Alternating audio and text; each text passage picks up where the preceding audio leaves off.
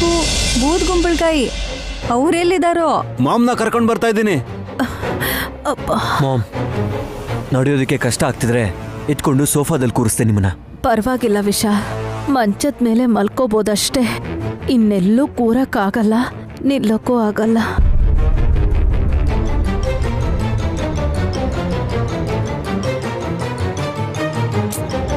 ಮಗ ಅಂದ್ರೆ ವಿಶಾಲ್, ನೀವಲ್ಲ. ಅಂದ್ರೆ ಏನ್ ಹೇಳ್ತಿದ್ಯಾ? ನಿಮ್ಮಮ್ಮನ್ ಕರ್ಕೊಂಡ್ ಬರ್ತಿದ್ದೀನಿ ಅಂತ ಬಾಯಿ ಮಾತಿಗೇನೋ ಹೇಳಿದ್ರಿ, ಆದ್ರೆ ವಿಶಾಲ್ ನೋಡಿದ್ರೆ ಅವ್ರನ್ನ ಸೋಫಾ ಮೇಲೆ ಕೂಡಿಸ್ಲಾ ಅಂತ ಕೇಳ್ದ.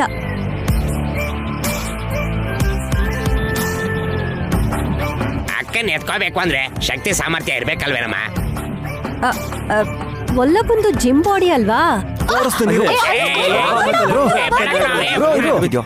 ಬ್ರೋ, ತೋರ್ಸೋದಕ್ಕೆ ಅದೇನಾದ್ರು ಐಟಮ್? ಐಟಮ್ ರಾಜ. ಇಲ್ಲಿ ತುಂಬಾ ಜನ ಹೆಣ್ಮಕ್ಳಿದ್ದಾರೆ.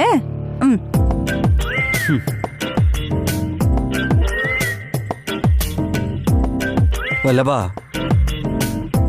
ನಿಂದು ಜಿಮ್ ಬಾಡಿ ಒಪ್ಕೋತೀನಿ. ಅದು ಹಾಗೆ ಬನ್ನಿ ದಾರಿಗೆ.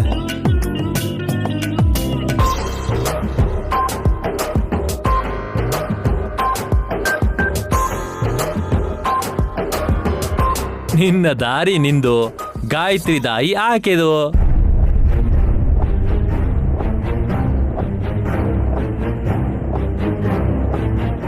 ನೀನ್ ಸುಮ್ನೆ ಇರಪ್ಪ, ಒಂದಕ್ಕೊಂದು ಸಂಬಂಧ ಇಲ್ಲ, ಮಾತಾಡ್ಬೇಡ. ನಾನ್ ಸುಮ್ನೆ ಇರ್ತೀನಿ ಮಾತೆ, ಗಾಯತ್ರಿ ಸುಮ್ನೆ ಇರ್ಬೇಕಲ್ಲ, ಗಂಟೆಲ್ ಹೊಡಿತಾಳೆ.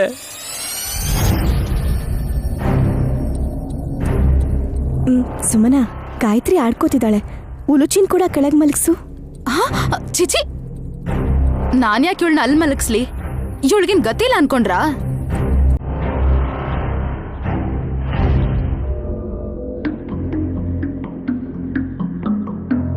ಅತ್ತಿಗೆ, ಅವಳಿಗೆ ಹೇಳಿದ್ರೆ ಅರ್ಥ ಆಗಲ್ಲ, ಬಿಟ್ಬಿಡಿ ಹೋಗ್ಲಿ. ಯಾರ್ ಬಿಟ್ಟು ಹೋದ್ರು ನನ್ ಕಾಲ್ ಮೇಲೆ ನಾನು ನಿಂತ್ಕೋಬಹುದು. ಸುಮನಾ, 10 ಕೋಟಿ ಚೆಕ್ಕು ಕ್ರೆಡಿಟ್ ಆಗಿದ್ಯಾ? ಆಯ್ತು ಅತ್ತೆ, ಈಗಷ್ಟೇ ಮೆಸೇಜ್ ಬಂದಿತ್ತು. ಅದು ಮ್ಯಾಟರು. ಈಗ ಸುಮನಂಗ್ ಕೂಡ ಅವಳು ಕೂಡ ಶ್ರೀಮಂತೇನೋ ಕೊಬ್ಬು ಬಂದಿದೆ.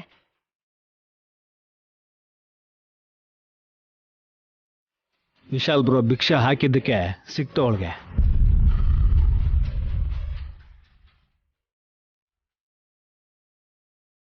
ಏಯ್, ಅದು ಎಷ್ಟು ಸಲ ಹೇಳಬೇಕೋ ನಿನ್ ಬಾಯ್ನ ಸ್ವಲ್ಪ ಕಂಟ್ರೋಲಲ್ಲಿ ಇಟ್ಕೋ ಅಂತ. ಕಾಲ್ ಕೆರ್ಕೊಂಡು ಜಗಳ ಮಾಡ್ದು ಸುಮ್ಮನೆ ಅಲ್ಲ ಕಣೋ, ನೀನೇ.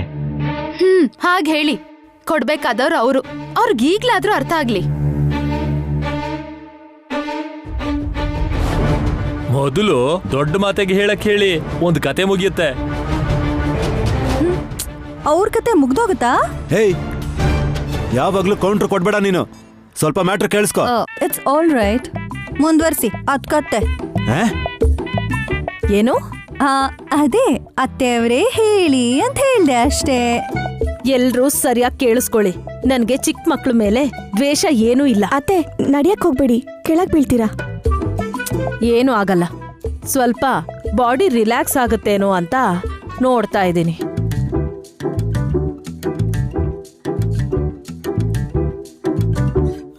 ಮಾಮ್, ಹಿಡ್ಕೊಳ್ಳ ಮಾಮ್ ಕೈನ. ಆಗಲ್ಲ ಅಂದ್ರು ಯಾಕೆ ಮಾತಾಡ್ತೀಯ ನೀನು? ಅಕ್ಕ ಫ್ರೀ ಆಗಿದ್ದಾಳೆ ತಾನೆ. ಕೆಲವೊಂದ್ಸಲ ಎಕ್ಸರ್ಸೈಸ್ ಮಾಡಿದ್ರೆ ಸರಿ ಹೋಗ್ಬಿಡತ್ತೆ. ಸರಿ ಬಿಡು, ಮಾಮ್ಗೆ ಹೇಳಕ್ ಹೇಳ. ಹೇಳಿದ್ರಲ್ವಾ ಮಕ್ಕಳ ಮೇಲೆ ದ್ವೇಷ ಇಲ್ಲ ಅಂತ.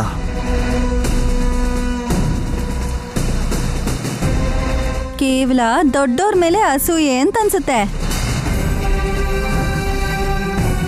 ಅಕ್ಕ, 2 ನಿಮಿಷ ಸುಮ್ನಿರು, ಏನ್ ಹೇಳ್ತಾರೆ ಕೇಳಿಸ್ಕೊಳ್ಳೋಣ. ಶುರು ಹಚ್ಕೊಳ್ಳಿ ದೊಡ್ಡ ಮಾತೆ. ಗಾಯತ್ರಿ, ಗಂಟೆಯಲ್ಲಿ ಆಟ ಆಡ್ಕೊಮ್ಮ.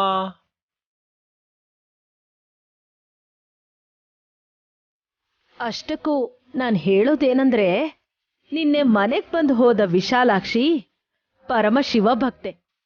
ಅವಳು ಏನ್ ಹೇಳಿದ್ರು ಅದು ನಡೆಯತ್ತೆ ಅಂತ ನಮಗ್ ಗೊತ್ತಿದೆ.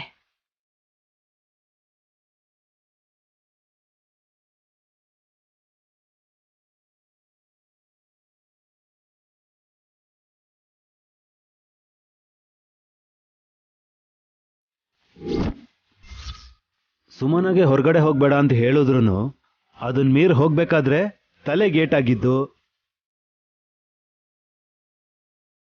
ಅದಾದ್ಮೇಲೆ ನೈನಿ ವಿಶಾಲ್ಗೆ ವಸ್ಲು ದಾಟ್ಬೇಡ ಅಂತ ಹೇಳಿದ್ರು ಉಲುಚಿ ಪಾಪುನ ಹುಡ್ಕೋದಿಕ್ಕೆ ಅಂತ ಹೋಗಿ ಹಾವು ಕೈಲಿ ಕಚ್ಚಿಸ್ಕೊಂಡಿದ್ದು, ಇವೆಲ್ಲ ನಮಗ್ ಗೊತ್ತಿರೋದೆ. ಆದ್ರೂ ವಿಶಾಲ್ ಬಾವ ಸಾವನ್ ಜಯಿಸಿದ್ರಲ್ಲ. ಅಮ್ಮನವ್ರು ಯಾವಾಗ್ಲೂ ಕಾಪಾಡ್ತಾನೆ ಇರ್ತಾರೆ. ಮೊಮ್, ನೀವು ಪೂರ್ತಿ ಹೇಳಿ ಮೊಮ್. ಅಮ್ಮ, ನೀನ್ ಗಂಟೆ ಹೊಡೆಯ ಮಗ ಐತ್ರಿ.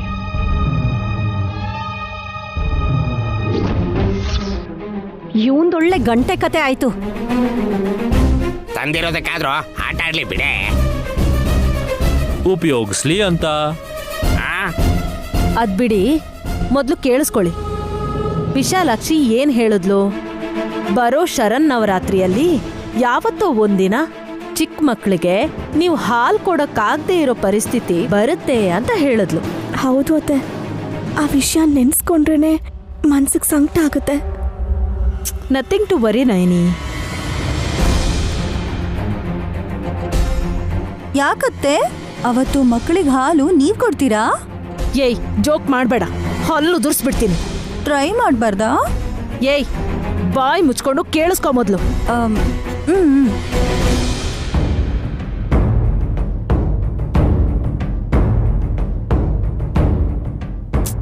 ಅಬ್ಬಾ, ಅತ್ತೆಗೆ ಹೇಳಕ್ ಬಿಡಿ ಅಕ್ಕ.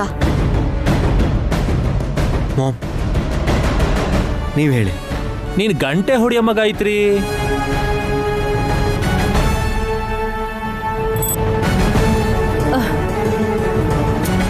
ನಾನೇನ್ ಹೇಳ್ತಿದ್ದೀನಿ ಅಂದ್ರೆ, ಮಕ್ಕಳಿಗೆ ಹಾಲ್ ಕುಡ್ಸೋ ಅಭ್ಯಾಸನ ಬಿಡಿಸ್ತೀವಿ ಅನ್ಕೋ, ಆಗ ಯಾವ ತೊಂದ್ರೆನೂ ಇರಲ್ಲ.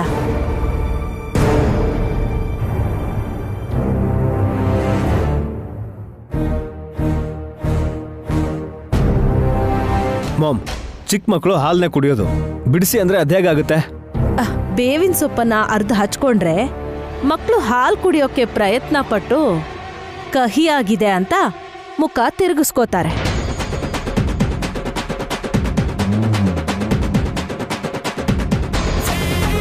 ಹಾಗೆ 2-3 ದಿವಸ ಮಾಡಿದ್ರೆ ಅಭ್ಯಾಸ ತಪ್ಪು ಹೋಗುತ್ತೆ.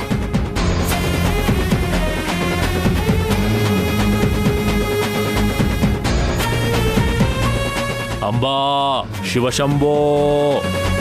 ಮಧ್ಯದಲ್ಲಿ ಯಾಕೋ ಅರ್ಚ್ಕೋತ್ಯಾ ನೀನು?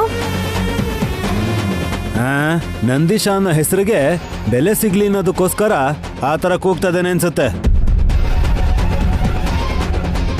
ಒಂದ್ ನಿಮಿಷ ಇರಿ ಬಾವ. ಅತ್ತೆ, ಉಲುಚಿಕ್ ಕೂಡ ಹಾಲ್ ಕುಡಿಸ್ಬಾರ್ದಾ? ಟ್ರೈ ಮಾಡು. ನೀವು ಒಬ್ರು ಮನುಷ್ಯರ ಅಂತ ಬೈಕೋತಾರೆ ಅತ್ತೆ ಜನ. ಯಾಕೆ ನಯನಿ? ಯಾಕೆ ಅಂದ್ರೇನು? ಗಾನವಿ ಗಾಯತ್ರಿ ಬಾನ ಬೇಕಾದ್ರೂ ಹಣ್ಣು ಹಂಪಲ ಏನೋ ಒಂದ್ ತಿಂತಾರೆ. ಉಲುಚಿ ಎಳೆ ಮಗು, ಹಾಲ್ ಬಿಟ್ರೆ ನೀರ್ ಕೂಡ ಕುಡಿಯಲ್ಲ. ಕುಡಿಸ್ಬಾರ್ದು ಅನ್ನೋ ಉದ್ದೇಶ ನನಗಿಲ್ಲ ಹಾಸಿನಿ.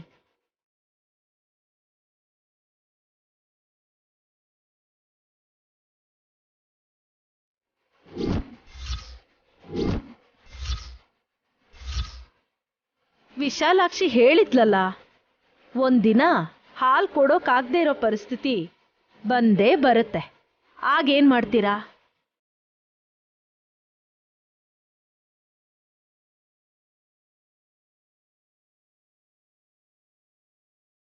ಅಯ್ಯೋ ಅಯ್ಯೋ, ನನ್ ಮಗುಗೆ ಹಾಲ್ ಕುಡ್ಸಕ್ ಆಗಲ್ವಲ್ಲ ಅಂತ ಬಾಯ್ ಬಾಯ್ ಬಡ್ಕೋತೀರಾ?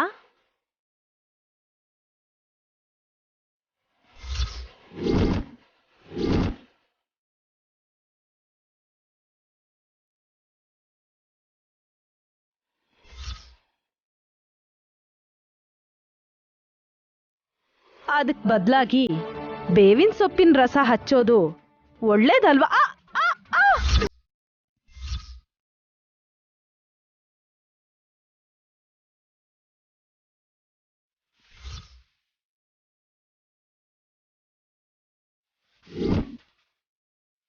ಮಾಮ್ ಅತ್ತೆ ಅದಕ್ಕೆ ಏ ಅಕ್ಕ ಮಾಮ್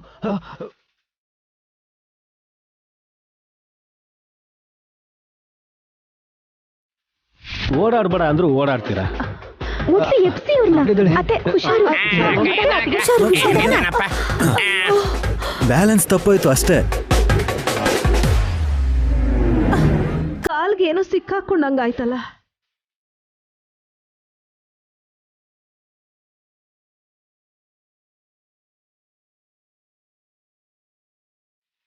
ಗಂಟೆ ಎಸೆದಳತ್ತೆ ಆ ಗಾಯತ್ರಿ.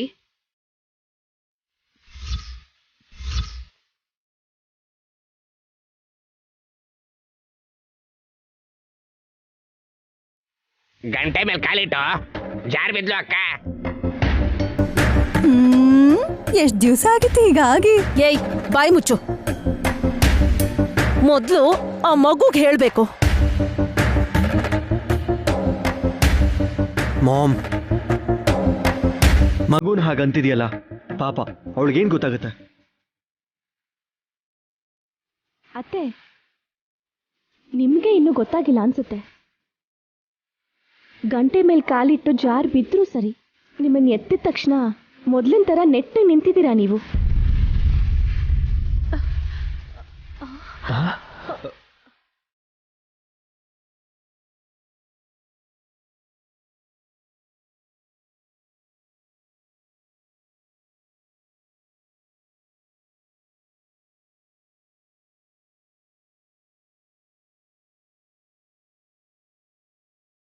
ಅಯ್ಯೋ ಹೌದಲ್ವಾ? ಮಾಮ್ ಸರಿ ಹೋಯ್ತು ಮಾಮ್.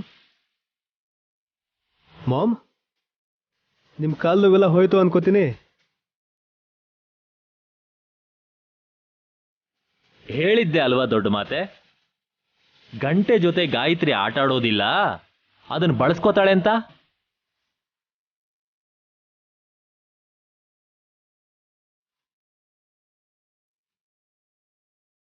ನೋಡಿದ್ಯಾ ಮಾಮ್, ಸುಮ್ನೆ ಕಾರಣ ಇಲ್ಲದೆ ಮಗು ಮೇಲೆ ಕೋಪ ಮಾಡ್ಕೊಂಡೆ. ಗಾಯತ್ರಿ ಒಳ್ಳೆ ಕೆಲಸನೇ ಮಾಡಿದ್ಲು. ಗಂಟೆನ ಕಾಲಿಗೆ ಹಾಕೋ ಬದ್ಲು ಅತ್ತೆ ತಲೆಗ್ ಬಿಸಾಕ್ಬೇಕಾಗಿತ್ತು. ಏಯ್ ಯಾಕೆ? ಕಾಲಿಗೆ ತಾಕಿ ಕಾಲ್ ಸರಿ ಹೋದಂಗೆ ತಲೆಗ್ ತಾಕಿ ನಿಮ್ ಮಾಮ್ ಬ್ರೇನೋ ರಿಪೇರ್ ಆಗಿ ಸರಿ ಹೋಗ್ತಿತ್ತಲ್ವಾ? ಏಯ್ ಇವಳು ಬಾಯಿ ಮುಚ್ಚೋ ಮೊದ್ಲು. ಸುಮ್ಮನೆ ಇರಿ. ಅತ್ತೆ ಅಕ್ಕ ಅವಳಿಗೆ ಅನ್ಸಿದ್ ಹೇಳಿದಾಳಷ್ಟೇ. ಏನಾದ್ರೇನು ಮಾಮ್, ನೀವು ಹುಷಾರಾದ್ರಲ್ಲ ಅದಕ್ಕೆ ಸಂತೋಷ ಪಡಿ. ನನ್ ಮುದ್ದು ಬಂಗಾರ ಕೂಸು.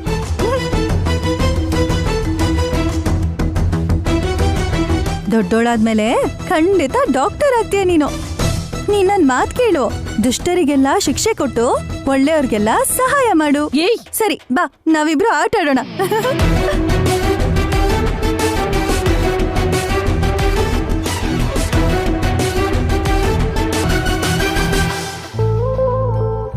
ಇಲ್ ಬಂದ್ ಕೂತ್ಕೋ ಗಾಯತ್ರಿ. ನಿನಗ್ ಯಾವ ಗೊಂಬೆ ಬೇಕೋ ಅದನ್ನ ತಗೋ, ನಾವ್ ಆಟ ಆಡೋಣವಾ?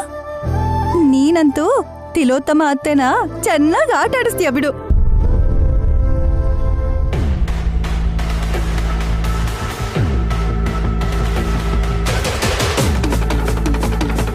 ಗಂಟೆ ಬಾರಿಸು ಅಂತ ನಂದೀಶ ನಿನ್ ಕೈ ಕೊಟ್ರೆ ಅದನ್ನ ಅತ್ತೆ ಕಾಲ್ ಮೇಲೆ ಬೀಳೋ ಹಾಗೆ ಮಾಡ್ತೀಯಾ? ನೀನ್ ತರಲೆ ಸುಬ್ಬಿ. ಅದ್ ಕೆಳಗ್ ಬಿದ್ದಿದ್ದಕ್ಕೆ ಅವ್ರು ಸರಿ ಹೋದ್ರು ಅಂತ ನಿನ್ನವರು ಹೊಗಳ್ತಾ ಇದ್ದಾರೆ.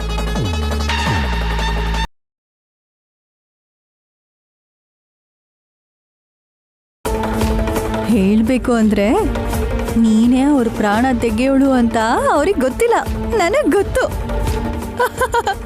ಹಸಿನಿ ಅಕ್ಕ, ಗಾಯತ್ರಿ ಹತ್ರ ಏನ್ ಹೇಳ್ತಿದ್ರಿ? ನಿಮ್ಗೇನ್ ಗೊತ್ತು ಅಂತ ಹೇಳಿದ್ರಿ? ಅಂದ್ರೆ ಅದು ಇವಳ ತರ ಮಕ್ಳು ಯಾವಾಗ ಹೇಗಿರ್ತಾರೋ ಅಂತ ನಂಗೆ ಗೊತ್ತು ಅಂತ ಹೇಳ್ತಿದ್ದೀನಿ ಸುಮ್ನ. ಏನೋ ಸಾಯಿಸೋದು ಅಂತ ಹೇಳ್ತಿದ್ರಿ? ಅಯ್ಯೋ ದೇವ್ರೆ, ಅಂತ ಮಾತ್ನ ಚಿಕ್ಕ ಮಕ್ಳ ಹತ್ರ ಯಾರಾದ್ರೂ ಮಾತಾಡ್ತಾರ ಹೇಳು? ನೀವ್ ಹೇಳ್ದಾಗ ಕೇಳಿಸ್ತು. ಓ ಸಾಯಿಸೋದಲ್ಲ ಸುಮ್ಮನ ಅದು. ಕಳ್ಸೋದು. ಆಟ ಆಡೋದಕ್ಕೆ ಪಾವನ್ ಮೂರ್ತಿ ಚಿಕ್ಕಪ್ಪ ಬರ್ತೀನಿ ಅಂತ ಹೇಳಿದ್ರು, ಏನೋ ತರಕ್ ಹೊರಗ್ ಕಳ್ಸದ್ವಲ್ಲ, ಅದನ್ನೇ ಗಾಯತ್ರಿಗೆ ಹೇಳ್ತಿದ್ದೆ. ನನಗ್ ಗೊತ್ತಿಲ್ದೆ ಕೇಳ್ತೀನಿ ಅಕ್ಕ. ಕೇಳು, ನಿನಗೂ ತಿಳಿಸ್ತೀನಿ. ನಿನ್ ಮಗ ಬದ್ರಿನಾಥ್ಗಿಂತ ನಮ್ಮ ಅಕ್ಕ ಹೆತ್ತಿರೋ ಮಗು ಗಾನವಿಗಿಂತ ಈ ಗಾಯತ್ರಿ ಜೊತೆನೆ ಯಾಕೆ ಜಾಸ್ತಿ ಟೈಮ್ ಸ್ಪೆಂಡ್ ಮಾಡ್ತೀಯಾ? ಸೇವೆ ಮಾಡ್ಬೇಕಲ್ವಾ ಸುಮನಾ? ಆ ನಮ್ಮ ಅಕ್ಕ ನೋಡ್ಕೊಳಲ್ವಾ? ಗಾಯತ್ರಿ ದೇವಿ ಅತ್ತೆ ಬದುಕಿದ್ದಿದ್ರೆ ಎಷ್ಟು ಸೇವೆ ಮಾಡ್ತಿದ್ನೇನೋ ಗೊತ್ತಿಲ್ಲ. ಆದ್ರೆ ಅವ್ರ ಹೆಸರಿಟ್ಕೊಂಡಿರೋ ಈ ಗಾಯತ್ರಿ ಕೂಡ ಮುಂದೆ ಅವ್ರ ತರಾನೇ ಆಗ್ತಾಳೆ ಅಂತ ನನಗ್ ನಂಬಿಕೆ ಇದೆ. ಇವಳು ಎಲ್ಲಿಂದ ಬಂದಿದ್ದಾಳೆ ಅಂತ ಗೊತ್ತಾದ್ರೆ ಆಗ ಜನರು ನಿನ್ನಿಂದನೂ ದೂರ ಇರ್ತಾರೆ. ಗೊತ್ತಾದ್ರೆ ಜನರು ಗುಂಪು ಕಟ್ಕೊಂಡು ಮನೆ ಮುಂದೆ ಬರ್ತಾರೆ ಅಂತಾನು ನಂಗೆ ಗೊತ್ತು. ನೀನ್ ನೋಡಿದ್ರೆ ಏನೇನೋ ಮಾತಾಡ್ತಿದ್ಯಾ. ತಲೆಲ್ ಮಚ್ಚ ಇದ್ರೆ ಬಂಗಾರದ ಭವಿಷ್ಯ ಇರಲ್ಲ ಅಕ್ಕ. ಅಂಗೈಲಿ ಈ ತರ ಧನರೇಖೆ ಇರ್ಬೇಕು. ನಿನಗಿದ್ ಏನ್ ಪ್ರಯೋಜನ ಸುಮನಾ? ಮಕ್ಳು ಹೆತ್ರು ಸರಿ, ನಿನಗ 50 ಕೋಟಿ ಸಿಗ್ಲಿಲ್ಲ. ದತ್ತು ತಗೊಂಡಿರೋ ಈ ಗಾಯತ್ರಿ ಮನೆಗ್ ಬರ್ತಿದ್ದ ಹಾಗೆ 25 ಕೋಟಿ ಅವಳ ಹೆಸರಲ್ಲಿ ಬ್ಯಾಂಕಲ್ಲಿ ಡೆಪಾಸಿಟ್ ಆಗೋಯ್ತು.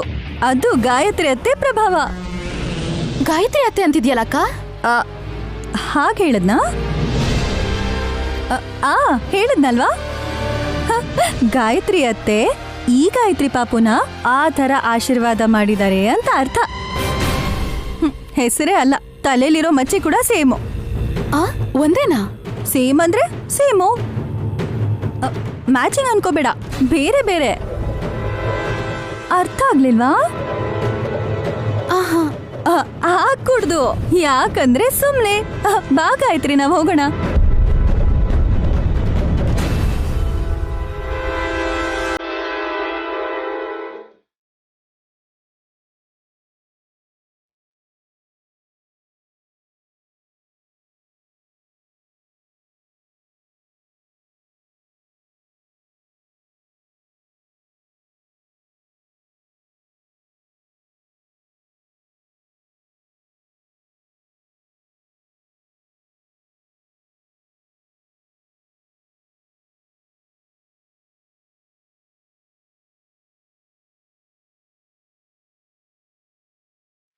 ನೀನಿನ್ನೂ ಜೀವಂತವಾಗೇ ಇದೆಯಾ ತಿಲೋತ್ತಮ?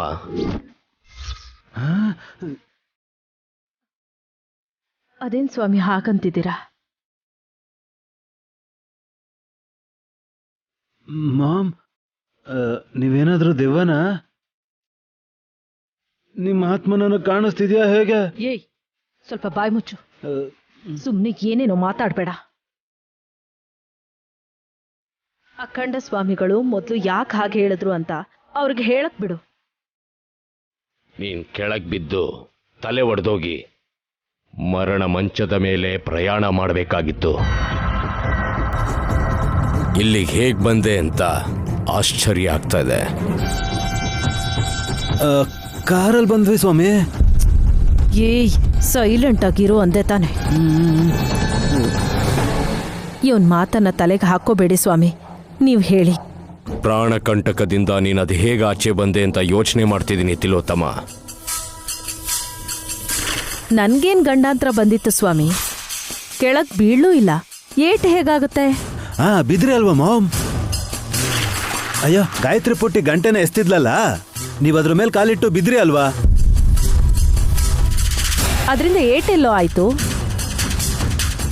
ಅದರಿಂದ ಒಳ್ಳೇದೇ ಆಯ್ತು ಅಂತ ಎಲ್ರೂ ಹೇಳಿದ್ರಲ್ಲ. ನಿನ್ನೆ ಎಲ್ಲ 2 ಕಾಲು ಹಿಡ್ಕೊಂಡ್ಬಿಟ್ಟು ಸರಿಯಾಗಿ ನಡಿಯಕ್ಕೂ ಕೂಡ ಆಗ್ತಿರ್ಲಿಲ್ಲ. ಇವತ್ ಬೆಳಿಗ್ಗೆ ಕಾಲ್ ಜಾರಿ ಬಿದ್ದಿದ್ದಕ್ಕೆ ಸರಿ ಹೋಯ್ತು. ನೆಟ್ಟಿಗೆ ನಿಲ್ಲಕ್ ಸಾಧ್ಯ ಆಗ್ತಿದೆ ಸ್ವಾಮಿ. ಮಗು ಗಾಯತ್ರಿ ಮಾಡಿರೋ ತುಂಟತನಕ್ಕೆ ಕೋಪ ಮಾಡ್ಕೋಬಾರ್ದು.